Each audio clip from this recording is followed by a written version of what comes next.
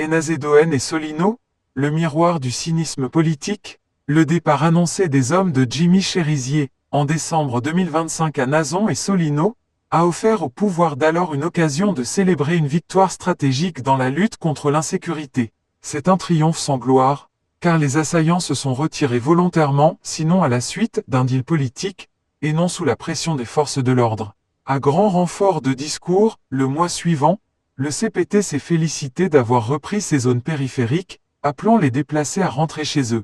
Certains, à bout de souffle, ont pris le risque d'y revenir. D'autres, plus sceptiques, continuent de suivre la situation. Les familles revenues ont fait le constat amer que ces quartiers n'ont pas été libérés pour être habités, mais pour sombrer dans la misère, la peur et le désespoir. Un ennemi plus redoutable que les bandes criminelles, une épreuve plus tragique que les armes des terroristes. Elles sont abandonnées par le gouvernement en place.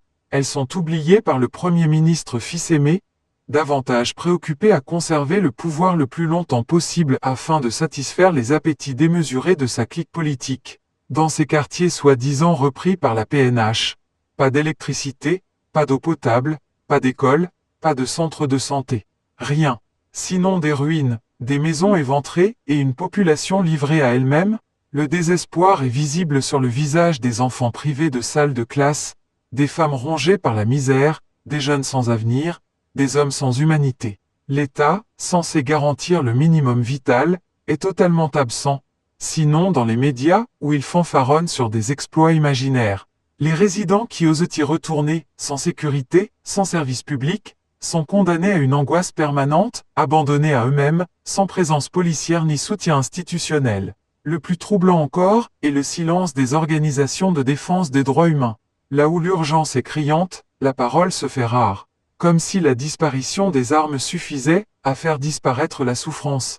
Aujourd'hui, Nazon et Solino offrent le visage d'une capitale meurtrie par la guerre, d'une nation déchirée, d'un gouvernement irresponsable, d'une élite en lambeaux, d'une classe politique complice de la déchéance nationale, d'un peuple abandonné et d'une jeunesse sans espoir.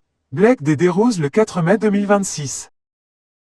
Nazon, Solino, on vous a parlé de victoire, on vous a montré des zones reprises, mais la vérité est tout autre.